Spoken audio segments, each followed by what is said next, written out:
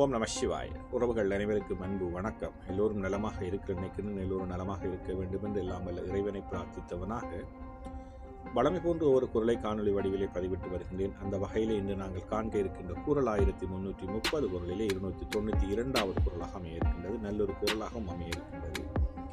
சாதாரணமாக பெரியவர்கள் எங்களுடைய சமூகத்திலே சொல்லுவார்கள், ஒரு நல்லது நடக்க வேண்டுமாக இருந்தால் ஒரு பொய் சொன்னாலும் கவலை இல்லை, 1000 பொய் சொன்னாலும் கவலை இல்லை, அதாவது நன்மை நடக்குமாக இருந்தால் என்று குறிப்பிடுவார்கள்.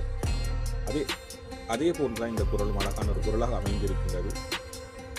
பொய்மையும் வாய்மையிடத்து குறை தீர்த்த நன்மை பயக்கும் எனின்.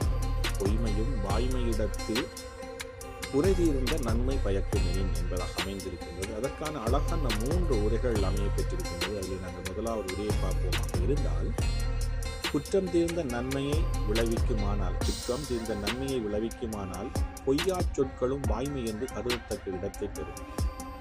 நாங்கள் ஒரு செயற்பாடு, ஒரு நன்மை, நாங்கள் சொல்லுகின்ற பொய்யினால் ஒரு நன்மை விளையுமாக இருந்தால் அதை நாங்கள் சொல்லுவதில் தவறில்லை. அந்த சொற்களும் கூட நல்ல வாய்மையாக, நல்ல சொல்லாக, நல்ல உண்மையாக ஏற்றுக்கொள்ளப்படும்.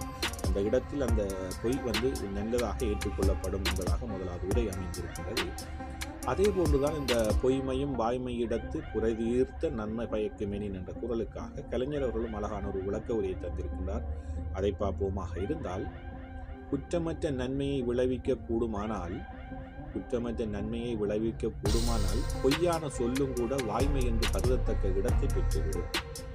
முதலாவது உரையிலே சொன்னதை போன்றுதான், ஒரு பொய்யை நாங்கள் சொல்லுகின்ற பொழுது அந்த பொய்யினால் ஒரு நன்மை விளையுமாக இருந்தால், அதனுடைய பிரதிபலன் நன்மையாக அமையுமாக இருந்தால், நல்லது நடக்குமாக இருந்தால், அந்த பொய்யும் கூட, அந்த பொய்யான வார்த்தையும் கூட ஒரு உண்மை என்று ஏற்றுக்கொள்ளத்தக்க இடத்தை அந்த பொய் ஏற்படுத்திக் கொள்ளும், அதை பெற்றுக்கொள்ளும் என்பதாக அமைந்திருக்கிறது. அதே போன்றுதான் சாலமன் பாப்பை அவர்களும் அழகான ஒரு உரையை தந்திருக்கின்றால், பொய்மையும் வாய்மை இடத்து புரை தீர்ந்த நன்மை பயக்குமெனின் என்ற குரலுக்காக அதை காண்போமாக இருந்தால், குற்றமற்ற நன்மையை தரும் என்றால் உண்மை சொல்ல வேண்டிய இடத்தில் பொய்யும் சொல்லலாம். உண்மையிலேயே நல்லொரு விளக்கமாக இருக்கின்றது. குற்றமற்ற நன்மையை தரும் என்றால் உண்மை சொல்ல வேண்டிய இடத்தில் பொய்யும் கூட சொல்லலாம்.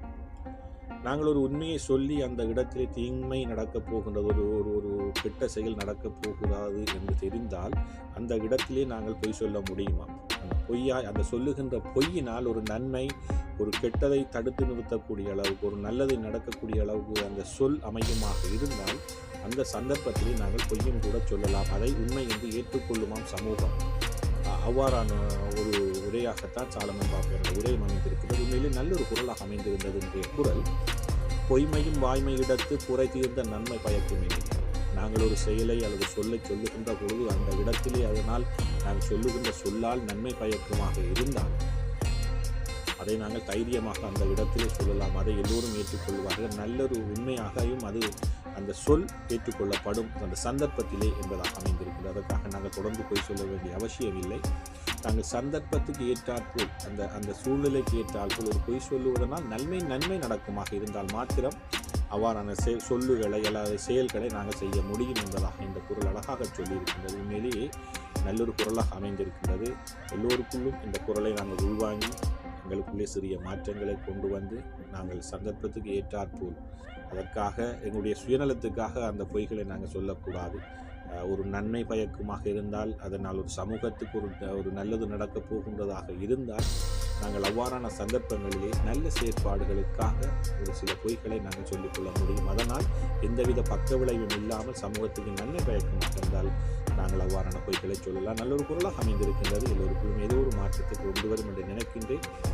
பொய்மையும் வாய்மையிடத்து புரை தீர்த்த நன்மை பயக்குமெனின். ஓம் நம சிவாய. நன்றி, வணக்கம். அடுத்த குரலை சந்திக்கலாம்.